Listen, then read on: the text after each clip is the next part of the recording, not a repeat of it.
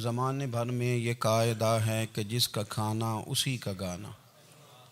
حضرت حکیم الامت فرماتے ہیں کہ زمانے بھر میں یہ قاعدہ ہے کہ جس کا کھانا اسی کا گانا، تو جن کا ہم کھا رہے ہیں انہی کے پھر گیت ہم گا رہے ہیں۔ کائنات ارضی اور سماوی پر سب سے بڑا، سب سے شاندار، سب سے خوبصورت، سب سے ٹھنڈا، سب سے امن والا جو انقلاب ہے وہ میرے نبی پاک نے برپا فرمایا۔ بڑی یہ کم نصیبی ہے کہ مسلمانوں میں فرقے بن گئے اور امت تقسیم ہو گئی اور تقسیم ہونے سے کمزور ہو گئی۔ لیکن افسوس کی بات یہ ہے کہ لوگ اس بات کو سمجھنے سے عاری ہیں کہ عید میلاد النبی صلی اللہ تعالیٰ علیہ وسلم تو امت اس بات کے شکر کے طور پہ مناتی ہے کہ اللہ نے ہمیں اپنے نبی کا غلام بنایا۔ آؤ میں تمہیں مسلم شریف پڑھ کے سناتا ہوں، اور راوی بھی وہ بندہ جو ہر وقت حضور کے قریب رہتے تھے، حضرت انس بن مالک رضی اللہ تعالیٰ۔ آپ فرماتے ہیں مجھے وہ دن بھولتا ہی نہیں، میں بھلا سکتا ہی نہیں جس دن میرے نبی پاک مکے سے ہجرت کر کے مدینہ طیبہ تشریف لائے۔ حضور اس دن کیا ہوا تھا؟ تو حضرت انس بن مالک فرماتے ہیں ساری بیبیاں چھتوں پہ چڑھ گئیں، ساری عورتیں اپنے اپنے کام میں مصروف ہوتی ہیں، کوئی کسی وجہ سے چھت پہ چڑھ جائے تو چڑھ جائے، ساری کٹھی تب بھی چڑھتی ہیں جب گلی میں کچھ اور ہو، جب کوئی انوکھی بات۔ ساری بیبیاں چھتوں پہ چڑھ گئیں، بچے درختوں کے ساتھ چمٹ گئے، اور فرماتے ہیں کہ 70 کے قریب لوگ حضور کی سواری کے آگے تھے اور باقی سینکڑوں کی تعداد سے سواری کے پیچھے تھے، اور فرماتے ہیں یہ الگ منظر تھا۔ اور یہ مسلم شریف میں نعرہ موجود ہے، مسلم شریف میں یہ صحیح مسلم میں موجود ہے کہ جب حضور مدینے آ رہے تھے تو مدینے والے نعرہ لگاتے تھے یا محمدہ یا رسول اللہ، اور چلتے ہوئے لگا رہے تھے یا محمدہ یا رسول اللہ کا وہ نعرہ لگا رہے تھے۔ اور پھر حضرت انس بن مالک فرماتے ہیں یہ دو منظر یہ تھے، ایک تیسرا منظر بھی تھا۔ مدینہ شریف کے اندر کچھ قبیلے تھے، آج بھی ایسا ہونا نہیں چاہیے، یہ اسلام نہ صرف اس کو ناپسند کرتا ہے بلکہ اس کی تردید کرتا ہے۔ چھوٹی برادری بڑی برادری آج بھی تقسیم ہے، نہیں ہونی چاہیے۔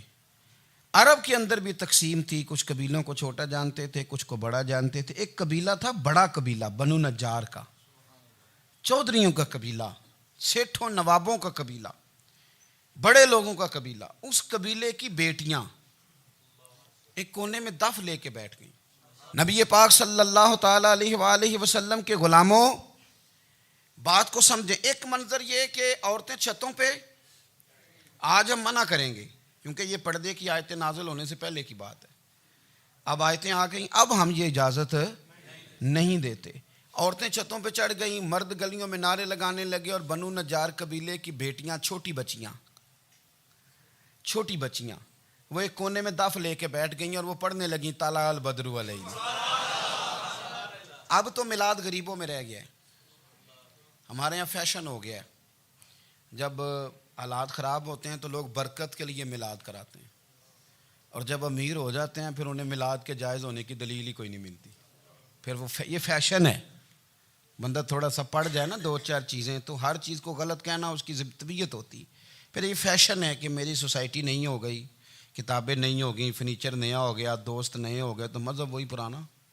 اوئے ہوئے کوئی ترقی کرنی چاہیے، پھر وہ ترقی کرتے ہیں بیچارے، اور جن کی پیچھے 10 نسلیں اور 50 نسلیں میلاد مناتی آنے کو اتنی دلیل کوئی نہیں ملی، سبحان اللہ۔ جن کی دادی وضو کر کے کھیر پکاتی تھی 11ویں کی، جب امیر ہو جاتے ہیں تو انہیں 11ویں پکانے کی دلیل ہی نہیں ملتی۔ اب آپ امیر ہو گئے میرے بھائی، آپ کا فیشن ہے، یہ طبیعت کا حصہ ہے۔ آپ چاہتے ہیں کہ میں وہ کام کروں جو درویش لوگ، سادے لوگ نہیں کرتے۔ تم اپنے معاملات کو بچانے کے لیے نعرے لگاؤ تو تمہارے پاس ساری دلیلیں ہیں، لیکن یہ تمہارا نصیبہ ہے کہ تم جھوٹوں کے نعرے لگاتے ہو، لیکن یہ غریبوں کا نصیبہ ہے کہ میلاد والے رسول کا نعرہ لگاتے، یہ غریب کا حصہ ہے۔ لیکن وہ بنو نجار کی بچیاں غریب نہیں، امیر گھرانے سے تھیں۔ انہوں نے جو بات کی اس کو حفیظ جلندری نے لکھا۔ مرحوم کہنے لگے کہ وہ ننھی بچیاں، چھوٹی بچیاں تھیں، کہتے وہ ننھی بچیاں وہاں بیٹھ کر دف بجاتی تھیں اور رسول پاک کی جانب اشارے کر کے گاتی تھیں، اور لوگوں سے کہتی تھیں کہ یہ کو ہمارا پیشہ نہیں دف بجانا، ہم تو چودھریوں کی بیٹیاں ہیں، ہم تو بڑے خاندان سے ہیں۔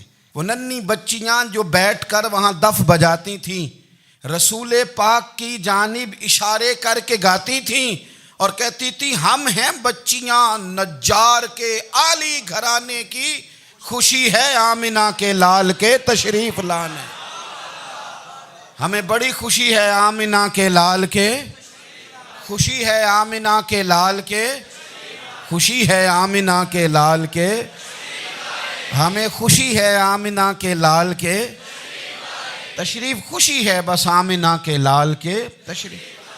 نبی پاک صلی اللہ تعالیٰ علیہ وآلہ وسلم سے امت کا جذباتی رشتہ ہے۔ یہ پہلے دن سے ہی ابو جہل کب منع کرتا تھا کسی مسلمان کو کہ خانہ کعبہ میں نماز نہ پڑھو، کہتا پڑھو۔ حضرت صہیب ابن سنان رومی سے اس نے کہا کہ آپ اپنے طریقے کے مطابق، مسلمانوں کے طریقے کے مطابق کعبے کے اندر نماز پڑھیں، جو مرضی کریں۔ روکتے تو وہ نبی پاک کے قریب جانے سے تھے، وہ منڈیوں میں بیٹھ جاتے تھے، حضور کے قریب نہ جانا، حضور کے قریب نہ جانا، حضور کے قریب نہ جانا۔ میری بات کو آپ سمجھے اور ہمیشہ یاد رکھیں، امت کا نبی پاک سے جذباتی رشتہ، جذباتی۔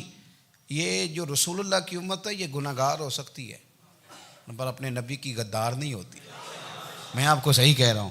میرے کلین شیو نوجوان کے کان میں آپ جا کے کہیں نبی پاک، چاہے اس نے نماز نہ پڑھی ہو، چاہے اس نے داڑھی نہ رکھی ہو، آپ حضور کا نام لیں اس کے رونگٹے کھڑے ہو جاتے ہیں، اس کی طبیعت، اس کا دل دھک دھک کرتا ہے، اس کی ایک ایک روح سے محمد محمد کی آوازیں نکلتی۔ یہ فیض ہے رسول پاک کا اور یہ کرم ہے اللہ کا اس امت کے ساتھ۔ امیر ملت پیر جماعت علی شاہ صاحب محدث علی پوری فرماتے ہیں ایک جگہ ہندوؤں کا جلسہ تھا، ہندو پنڈت تقریر کر رہا تھا، اس نے نبی پاک صلی اللہ علیہ وسلم کی شان میں معاذ اللہ کو بے ادبی کر دی۔ مسلمان تھے ہی نہیں، ایک مسلمان تھا، وہ ملنگ نہیں ہوتے دوری ڈنڈے والے، اس کے پر رنگین ڈنڈا تھا، وہ کہیں دور بیٹھا تھا، تو اس نے سن لی، اسپیکر چل رہا تھا، تو وہ ڈنڈا لے کے تو سٹیج پہ چڑھ آیا۔ وہ کہتا ہے میں نے پنڈت کے سر میں مارا ایک ہی ہے پر مارا ذرا صحیح کر کے، وہ ڈھیر ہو گیا، لوگوں نے گرفتار کر لیا، جیل میں چلا گیا۔ پیر صاحب کہتے ہیں میں ملنے گیا، بندے کو بسم اللہ بھی سیدھی نہیں پڑھنی آتی، سورۃ اخلاص بھی ٹھیک نہیں آتی، اسے ربنا آتینا دعا نہیں کر سکتا، ملنگ ہے۔ میں ملنے گیا اور میں نے کہا یار نہ تو نماز پڑھے، نہ داڑھی رکھے، نہ تو مسجد جائے، پر تو نے کمال کر دی۔ تو کہتے ہیں پیر صاحب چھم چھم رویا اور پنجابی میں کہنے لگا پیر صاحب میں گناہ گار ہاں پر اپنے نبی دا غدار تے نہیں نا۔ یہ گناہ گار اور غدار میں فرق ہوتا ہے، میں گناہ گار ہوں پر یہ تو نہیں نا کسی کی ضرورت کہ میرے سامنے میرے نبی کے بارے میں بات کر جائے اور ساڈی اچھی تے سچی سرکار نو گل کر جائے۔ یہ بات آپ سمجھیں، دشمن احمد پہ شدت کیجئے، ملحدوں سے کیا مروت کیجئے، شرک ٹھہرے جس میں تعظیم رسول، اس برے مذہب پہ لعنت کیجئے، اور مثل فارض زلزلے ہوں نجد میں ذکر آیات ولادت کیجئے اور یا رسول اللہ کی کثرت کیجئے۔ نبی پاک کا پیار امت کے لیے سرمایہ حیات ہے۔ رسول پاک کے ساتھ امت کا والہانہ رشتہ ہے۔ نبی پاک کے ساتھ والے حضرت خبیب کو گرفتار کر لیا مکے والوں نے، اس وقت غربت تھی اسلام پر، مکے میں سارے لوگ کٹھے ہو گئے اور چوک میں پھانسی دینے لگے حضرت خبیب کو۔ کہنا آسان ہے، کرنا بڑا مشکل ہے، بندہ جیل میں الجھ جائے تو میں نے بڑے بڑے سیانے لوگ معافیاں مانگتے دیکھے، بڑے بڑے لوگ کہتے دیکھے ہیں کہ یہ کام بڑا، قید تنہائی بذات خود ایک مصیبت ہے۔ آپ کو اکیلا رہنا پڑ جائے نا، یہ لاک ڈاؤن ہوا ہے تو لوگ نفسیاتی مریض بن گئے، اکیلے رہنا، تنہا رہنا کوئی چھوٹا کام ہے۔ حضرت خبیب اکیلے اور مکے کا دور اور چاروں جانب کافر، اور چوک میں جب پھانسی پہ لٹکایا جانے لگا تو ابو سفیان بولے اور بول کے کہنے لگے یار بندہ کوئی کام کر کے بڑا پچھتاتا بھی ہے کہ یار نتیجہ کیا نکلا، تو معاذ اللہ آپ کا بھی نتیجہ تو پھانسی ہے، تو آپ کا کیا خیال ہے؟ یہ آپ یقین کریں کہ لوگ صحیح صحیح ساتھ چلتے ہیں، تھوڑی سی دشواری اٹھانی پڑ جائے تو کہتے ہیں میں گاڑی ٹھیک تھا، پر انہی پتھروں پہ چل کے اگر آ سکو تو آؤ، میرے گھر کے راستے میں کوئی کہکشاں نہیں ہے۔ لوگ نا میٹھا میٹھا کھانا چاہتے ہیں، تھوڑا کڑوا آ جائے تو مصیبت بن جاتی، کہتے ہیں سارے فلانے سے پیار کریں گے تو میں کروں گا، سارے مخالفت بھی کریں گے تو ہم انشاءاللہ پیار ہی کریں گے۔ یہ کیا بات ہوئی کہ ہم زمانے کا رنگ دیکھ کے چلیں گے؟ اب بعض لوگ پچھتا رہے ہوتے ہیں، حضرت خبیب سے کہا ابو سفیان نے ابھی کلمہ نہیں پڑھتے تھے, کہنے لگے تو اس وقت پھانسی پہ لٹک رہا ہے اور تیرے نبی مدینے میں اور آرام میں, اور ان کے صحابہ آرام میں, اہل بیت گھر میں. تیرے ذہن میں اگر اس وقت یہ بات ہو کہ اس وقت تیری جگہ پہ وہ ہوتے معاذ اللہ, تو پھر کیا ہوتا؟ مجمع غیروں کا, علاقہ غیروں کا. یہ ٹائم آیا تھا اب نعرہ رسالت لگانے کا. اب ٹائم آیا حضرت خبیب نے نعرہ رسالت لگانا ہے, پر لگانا کس طرح ہے کہ کافر یاد رکھیں. حضرت خبیب سے کہنے لگے اگر تیری جگہ حضور ہوتے تو پھر تیرا کیا خیال ہے معاذ اللہ؟ تو حضرت خبیب کہنے لگے تم ابھی بھی نہیں سمجھے؟ ٹھیک ہے میں مکے میں اکیلا ہوں, سارے لوگ مدینے میں ہیں, پر میں پچھتا نہیں رہا, میں تو فخر کر رہا ہوں. میں فخر کر رہا ہوں اس لیے کہ چوری کر کے جان نہیں دے رہا, مدینے والے کی عزت پہ جان دے رہا ہوں. میں فخر کر رہا ہوں. فرمایا سن, تو کہتا ہے تیری جگہ حضور ہوتے اور تم انہیں یہاں معاذ اللہ پھانسی پہ لٹکاتے. فرمایا سن, میں تو یہ بھی پسند نہیں کرتا کہ میں گھر میں بیٹھا ہوں اور میرے نبی کو ہلکا سا کانٹا بھی چبھ جائے. ہمارا اپنے نبی سے محبت کا رشتہ ہے, ایک کانٹا بھی حضور کے قدم مبارک میں چبھے ہمیں برداشت. مجمع ان کا تھا, نعرے لگ رہے تھے, ہم نے مسلمان پکڑ لیا, لیکن حضرت خبیب نے اکیلے, اللہ کرے آپ کو میری بات کی سمجھ آئے, اللہ کرے آپ کو سمجھ آئے, اکیلے جب پھانسی کے تختے کے قریب نعرہ لگایا نا کہ میں تو کانٹا بھی نہیں چبھنے دوں گا اپنے نبی کو, اب سارے ہار گئے. اب اس ایک جملے نے نا ان کو شکست خوردہ کر دیا. اب بول کچھ نہیں سکتے تھے, گردنیں جھک گئیں. اور جب سناٹا چھایا تو ابو سفیان ساتھ والے سے کہنے لگا باقی ساری باتیں اپنی جگہ پر ہیں, پر اصحاب محمد سے پیار تو بڑا ہی کرتے ہیں نا. اور وہ کچا رنگ للاری والا جیڑا چڑھدا تے لیندا رہندا, اے عشق تیرے دا رنگ محمد چڑھ جائے پھر نہیں لیندا. کہا یار پیار تو یہ کرتے ہیں نا, اس میں کوئی شک والی بات. اس پیار سے کافر ڈرتا ہے. نبی پاک کے ساتھ جذباتی وابستگی, حضور کے ساتھ غلاموں کا جذباتی رشتہ, اور نبی پاک صلی اللہ تعالی علیہ وسلم کی آمد پر تشکر کے جذبات. امام رازی نے لکھا ہے کہ حضرت موسیٰ کلیم اللہ علیہ السلام نے تورات کی تختیوں کے اندر ایک امت کا ذکر پڑھا کہ جو امت گناہ کا ارادہ کرے گی تو گناہ لکھا نہیں جائے گا جب تک کر نہ لے, اور نیکی کا ارادہ کرے گی تو رب ان کی نیکی لکھ دے گا, اور جب وہ کر لے گی تو اللہ 10 گنا اجر عطا کرے گا. اور وہ ایسی امت ہوگی کہ جن کے چہرے قیامت کے دن نور کی طرح چمکیں گے, اور وہ امت ہوگی جن کی اللہ تعالیٰ زمین ساری پاک فرما دے گا, جہاں نماز پڑھیں گے نماز ہو جائے گی. یہ تذکرے پڑھ کے تو حضرت موسیٰ کلیم عرض کرنے لگے اللہ یہ امت میری بنا دے. تو رب کریم نے فرمایا کہ موسیٰ نہیں, یہ تو میرے محبوب کی امت ہے. فرمایا یہ تو میرے نبی پاک کی امت, حضور کی امت. اللہ اکبر. حضرت موسیٰ معمولی آدمی نہیں, وہ جلیل القدر پیغمبر ہیں جن کا قرآن کے ہر سپارے میں تذکرہ ہے, کہیں واضح طور پہ کہیں اشارتاً, ہر پارے میں. اور حضرت موسیٰ اللہ کے وہ نبی ہیں جو رب سے ڈائریکٹ باتیں کریں کوہ طور. کہا اے موسیٰ یہ امت تو میرے نبی کی ہے. تو حضرت موسیٰ علیہ السلام عرض کرتے ہیں, امام رازی نے لکھا ہے, کہتے ہیں اے اللہ پھر مجھے اپنی نبی کی امت میں شامل کر. او یار ہمیں لوگ کہتے ہیں میلاد نہ مناؤ, جس امت میں آنے کے لیے حضرت موسیٰ نے دعا مانگی, جس محبوب کی غلامی کے لیے, ہمیں تو دعا بھی کوئی نہیں مانگنی پڑی, اللہ نے فضل سے ہی مدینے والے کا غلام بنا دیا. تو ہم حضور کے تذکرے نہ کریں, ہم تشکر نہ کریں, ہم نبی پاک صلی اللہ تعالی وسلم کی نعت نہ پڑھیں, ہم حضور کے آنے پر جشن کا اظہار نہ کریں. ہر وہ جائز طریقہ جس سے اظہار خوشی ہو سکے وہ میلاد پہ کرنا چاہیے, اور اس کے لیے اسباب بنانے چاہیے. امت کا ایک جذباتی انداز ہونا چاہیے نبی پاک کے ساتھ, ایک وارفتگی, ایک ذوق, ایک طبیعت کے اندر وجدان. نعرہ مطلب اس طرح نہ ہو کہ بس چل رہا ہے کام. میں نہیں ہوں قائل, میں کہتا ہوں پہلے تو کوئی لگائے نا, اور پھر نعرہ جب لگتا تھا نا تو مسلمانوں کے یہاں نعرہ لگتا تھا تو بڑے بڑے لوگ کانپ جاتے تھے. صوفیاء نے لکھا ہے کہ حضرت عمر نے جب کلمہ پڑھا نا تو 39 بندے کلمہ پڑھتے تھے. تو نبی پاک نے رات کو دعا مانگی, اے اللہ عمر کو مسلمان کر کے اسلام کو عزت دے.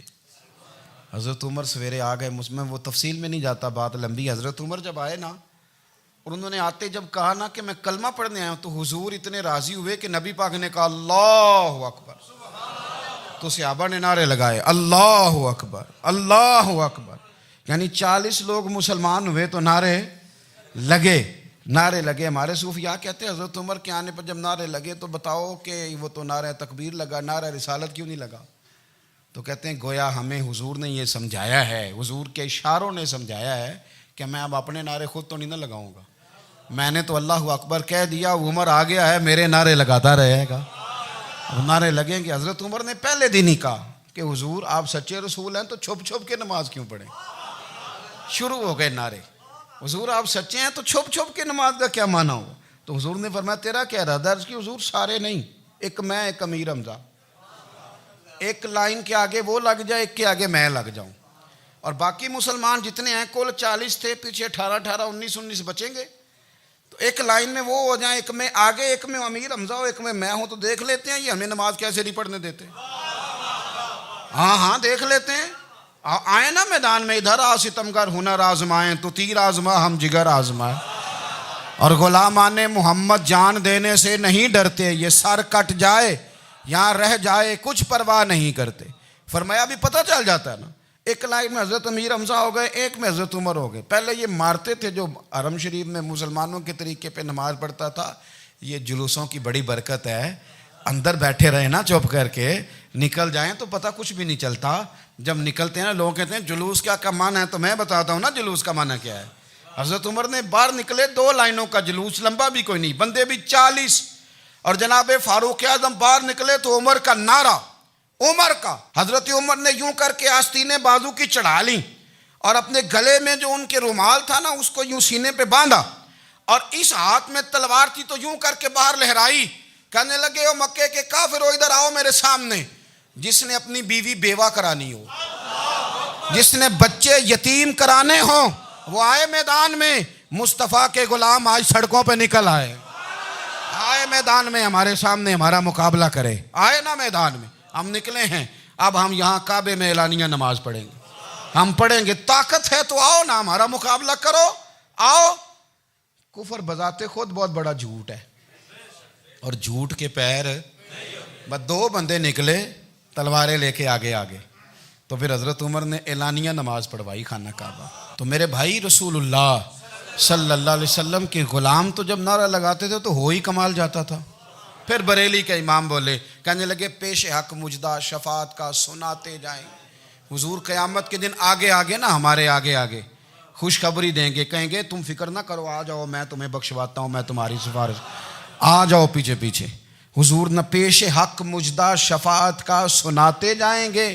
یقین کریں بریلی کے امام کو بھی بڑا ہی رنگ آتا ہے بیان کرنے کا، کہنے لگے آپ روتے جائیں گے، اللہ کو منانا ہے نا حضور نے، کہتے ہیں پیش حق مجدہ شفاعت کا سناتے جائیں گے، آپ روتے جائیں گے پر ہم کو ہنساتے جائیں گے، باغ جنت میں محمد مسکراتے جائیں گے، پھول رحمت کے گریں گے ہم اٹھاتے جائیں گے، اور حشر میں ہوگا ہمارا داخلہ اس شان سے ہم یا رسول اللہ کا نعرہ لگاتے جائیں، ہم یا رسول اللہ کا نعرہ۔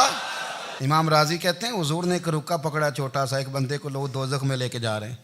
اچھا مجھے ایک بات بتاؤ، فیصلہ پہلے ہو گیا ہے، اللہ کے سامنے ہوا ہے، اور فیصلہ ہو گیا اور طے ہو گیا کہ دوزخ میں جانا ہے، وہ قریب پہنچ گئے دوزخ کے، تو حضور نے دیکھ لیا، اور بتایا کس نے؟ حضرت آدم نے۔ حضرت آدم کہنے لگے حضور وہ آپ کے غلام کو دوزخ میں لے جا رہے ہیں۔ نبی پاک آگے گئے، کیا پڑھتے ہیں ہمارے بھائی؟ حضور نے مجھے ان سے چھڑا کے چھوڑ دیا۔ نبی پاک صلی اللہ علیہ وسلم آگے گئے، فرمایا ادھر آؤ، کہاں لے کے جا رہے ہو؟ اللہ کے سامنے فیصلہ ہوا ہے نا، فرشتوں نے کیا ہے نا، فرشتے کو کسی سے بددیانتی تو نہیں نہ کرتے، فرشتوں نے جو کیا ٹھیک کیا ہے نا، کیوں لے کے جا رہے ہو؟ سونے گناہ زیادہ ہیں، نیکیاں تھوڑی ہیں، فرمایا میرے سامنے تولو۔ کسی فرشتے نے نہیں کہا کہ سونے معاذ اللہ ہم کو بے ایمان ہے، ہماری کوئی اس سے زد چل ساڈا کو بننا سان جائے دے نال، بھائی میرا مطلب ہے صحیح تولا ہے، فیصلہ ہے، فرمایا دوبارہ تولو۔ گویا رب بھی فرماتا ہے جیسے میرا محبوب کہتا ہے ویسے ہی کر، او کوئی نہیں دوبارہ تول لو، کوئی حرج نہیں، تولو نہ دوبارہ۔ فرشتے دوبارہ آئیں گے، انہوں نے دوبارہ تولا، ایک پلڑے میں نیکیاں ایک پلڑے میں گناہ۔ اب وہ گناہ پھر زیادہ نکلے تو نبی پاک نے نا جیب سے اتنا سا روکا نکالا، روکے کا بھی کوئی وزن ہوتا ہے، وہ حضور نے نیکیوں کے پلڑے میں رکھ دیا، نیکیاں بڑھ گئیں۔ فرشتے بھی چپ کر گئے. چلو بھائی جنت میں. میری طرح کا تھا نا پتہ سارا ہے سردار نے کیتی ہے, پتہ تو تھا نا اسے من آنم کے من دانم, تو سیدھا حضور کے قدموں سے جا لگا. کہنے لگا سونیا میں تو ساری زندگی گناہ کرتا رہا, یہ کون سی نیکی ہے؟ تو حضور فرمانے لگے چپ کر, جنت کا دروازہ کھول گیا, تو جا جنت میں. حضور رکے میں کیا ہے؟ فرمایا تو نے ایک دن درود و سلام نہیں پڑھا تھا, میں نے تیرا سنبھال کے رکھا ہوا تیرا درود شریف, وہ نعرے رسالت نہیں تو نے لگائے تھے, وہ تو کھول کے میرے تذکرے میں نے تیرا سنبھال لیا. دوزخ میں تو کیا میرا سایہ نہ جائے, کیونکہ رسول پاک سے دیکھا نہ جائے. میرے رسول پاک اور میری بات سنو, میں بھی آپ کو کھانا نہیں کھلاتا, لنگر میرے سنگی کھلاتے ہیں, میرے دوست آپ کو کھانا پیش کرتے ہیں. ہر جگہ آپ جاتے ہیں تو وہاں کچھ لوگوں کی ڈیوٹی ہوتی ہے.